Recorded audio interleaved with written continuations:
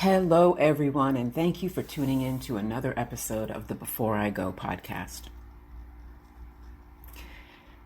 As I write this, the long July 4th weekend has just ended, and I'm back at the office. Thinking about the weekend causes me to smile. It always has. The weekend is usually when I don't have to do anything that I don't want to do. My 56-year-old weekends differ greatly from my 26, 36, or even 46-year-old weekends. In my 20s, it was all about going out and finding some trouble to get into.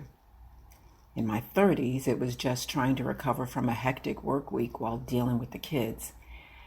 And in my 40s, weekends were just a mashup of a bunch of different things that I can barely remember. Today, in my 50s, my summer weekends are much different.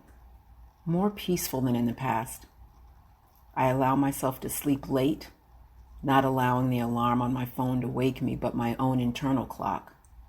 Once out of bed, I'll feed Portia, make a pot of coffee, and head to the back patio with a large mug and a book. Then I'll stop and listen to what is going on around me, which is usually nothing because it is so early. But I love that sound of nothing. Sitting on my back patio on weekend mornings is pure peace to me. I woke up this morning with a thought.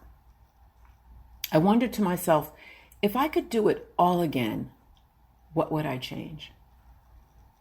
I wondered this because of the peaceful weekend that I had, and I thought about the road I had to travel in order to get there. They say that the shortest distance between 2 points is a straight line. But the line from where I started to where I am was crooked as hell. Would the destination have been different had the path been straighter? Or is the destination just the destination regardless of the path? Was I always going to end up here? There is a lyric in a Faith Evans song that goes, "If I had to do it all again, I wouldn't take away the rain, 'cause I know it made me who I am." If I had to do it all again, I've learned so much from my mistakes. That's how I know he's watching me. I like that song. And for the most part, it's true.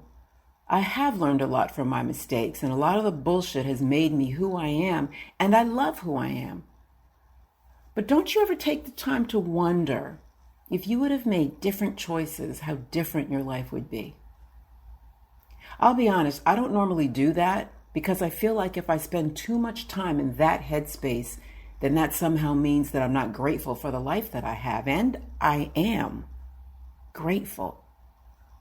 But what would have happened if I would have had a clear picture of what I wanted to do with my life when I went to college, instead of just going to escape my mother's house?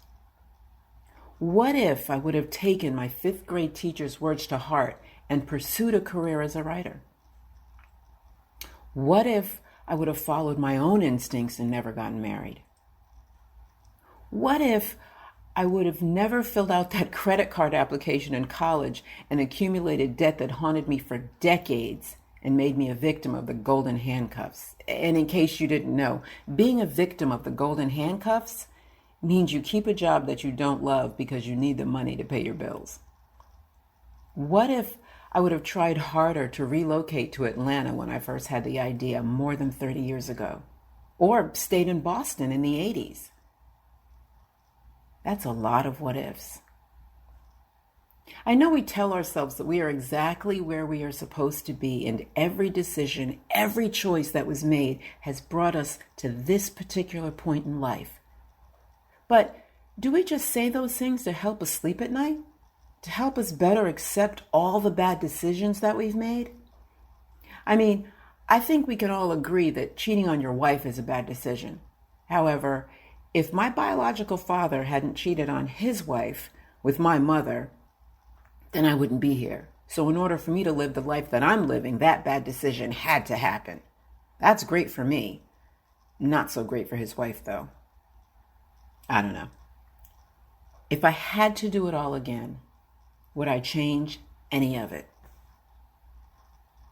We can ask all the what if questions in the world, but the truth is we'll never have an answer to those questions. So in order to deal with the not knowing of it all, we train ourselves to be grateful for what we have. We train ourselves to accept the lives that we have and rationalize that we are somehow destined to be where we are. But when we do that, are we somehow selling ourselves short? Are we settling because we believe it is what it is? Or is there still time to answer those what if questions? Does the fact that you woke up this morning with breath in your lungs prove that you still have choices?